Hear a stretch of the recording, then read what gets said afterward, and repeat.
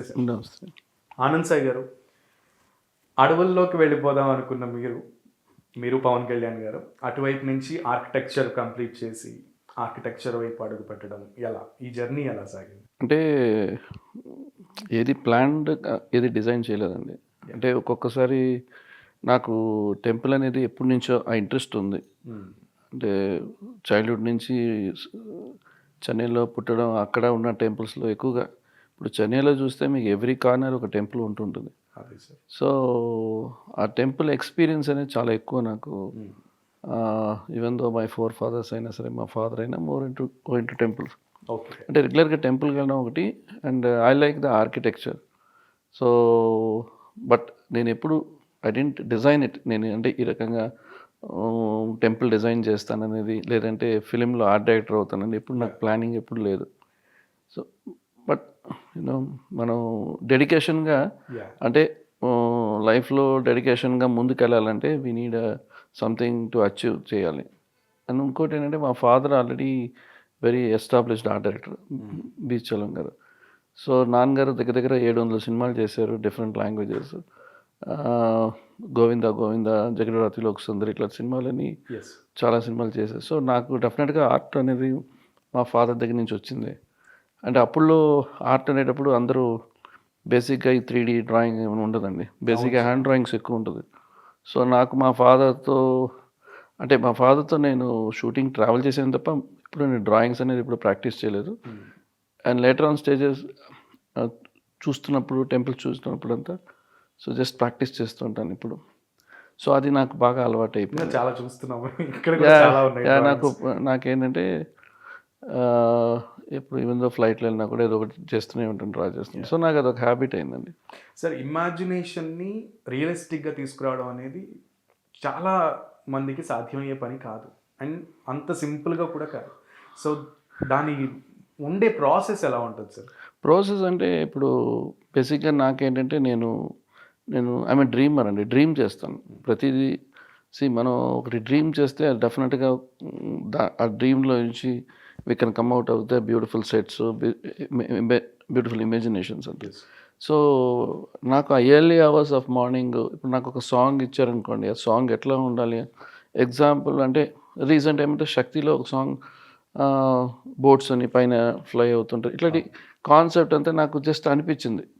ఇట్లా ఉంటే బావుంటుంది. So, when I dream early morning I do the sketches. అంటే నేను మార్నింగ్ ఓకే. లేసి మళ్ళీ ఏ టైంలో స్కెచెస్ చేయను.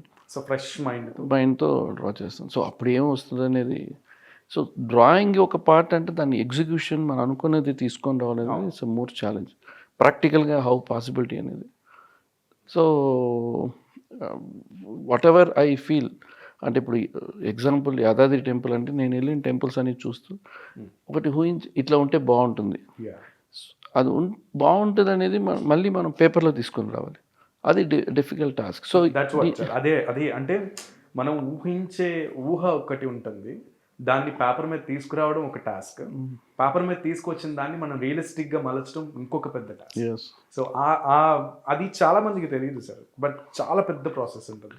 యాహ్! అది అంటే ఎగ్జాంపుల్ 'యమదొంగ' చేసేటప్పుడు రాజమౌళి గారు రెగ్యులర్‌గా ఆఫీస్‌కొచ్చేవారు. సో, ఆయన ఇట్లా కావాలి, ఇట్లా కావాలంటే అప్పుడు నేను డ్రా చేసేవాడిని. తర్వాత ఒక పాయింట్‌కి అగైన్ ఐ విల్ థింక్ ఎట్లా ఇది ప్రాక్టికల్‌గా ఎట్లా ఉంటుంది? ఫైనల్ అవుట్‌పుట్ ఎట్లా ఉంటది? అంటే అప్పుడు సీజీ అంత లేదు. అవును సార్. సో, లేనప్పుడు ఎంత డిఫికల్ట్ టాస్క్ ఉంటది. సో, మనం హైట్ స్కేల్ పెంచాలి. ఇప్పుడంటే ఎక్స్‌టెన్షన్స్ వచ్చాయి. అప్పుడు లేదు, ఎక్స్‌టెన్షన్స్ అంత లేవు.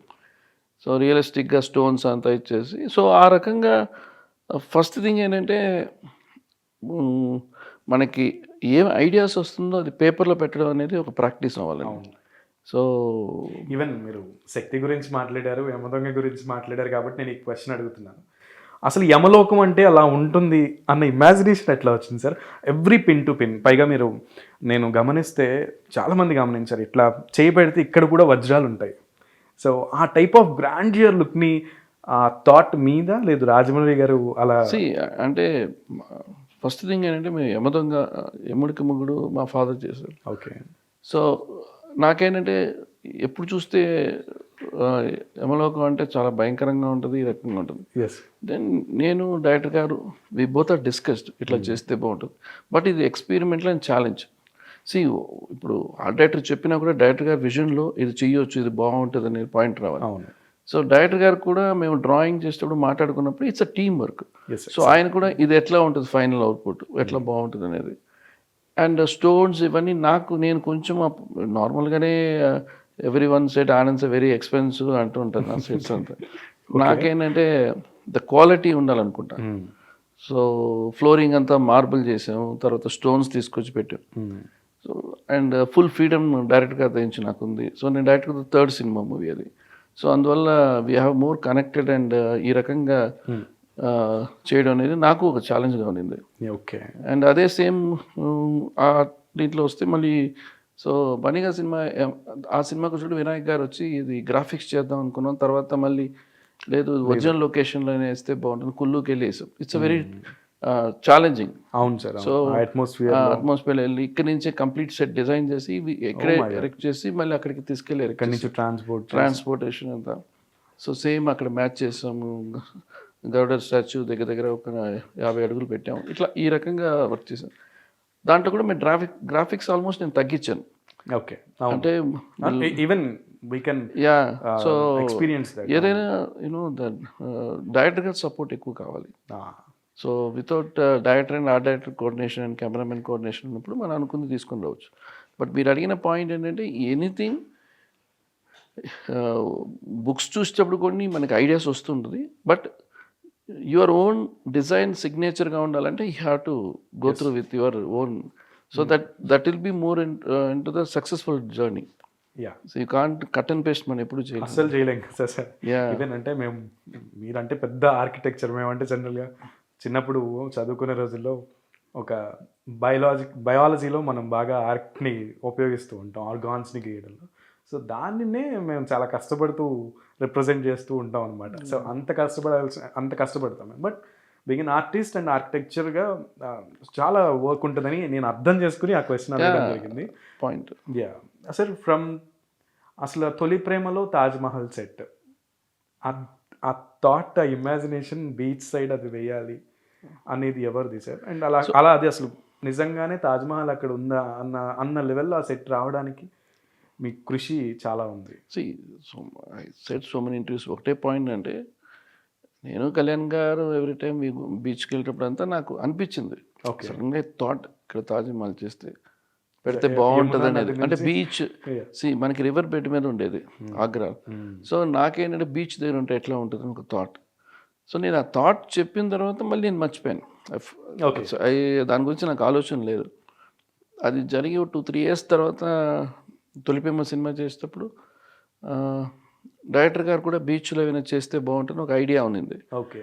బట్ అప్పుడు నేను తాజ్మహల్ది చేద్దామని ఆ థాట్ రిఫరెన్స్ ఆ రోజు మాట్లాడుకుంది వచ్చింది. బట్ సేమ్ టైం కళ్యాణ్ గారు కూడా మనం చేయొచ్చు, మనం ఆ రోజు మాట్లాడుకున్నాం కదా బాగుంటుంది కాన్సెప్ట్ అని. బట్ ఇది ప్రాక్టికల్గా నాకేంటంటే అప్పుడు నాకు ఎక్స్పీరియన్స్ లేదు ఆ డైరెక్షన్లో. సో నేను చేసేద్దాము అంటే కాన్ఫిడెన్స్గా వెళ్ళిపోయాను నేను. ఇప్పుడు నేను చేయమంటే చేయలేను అంటాను. ఎందుకంటే నేను ఆ వాటర్ లో లెవెల్ హై టైడ్ చూడాలి, మనకి పాసిబిలిటీస్ ఉందా, నిలబడుతుందా శాండ్లో, ఇన్ని డౌట్స్ వస్తాయి. బట్ అప్పుడు యూనో ఒక రిస్క్ తీసుకొని చేశాను. ఒక జీల్ చేయాలి అంతే, చెయ్యాలి అంతే. So that energy and it's very challenging.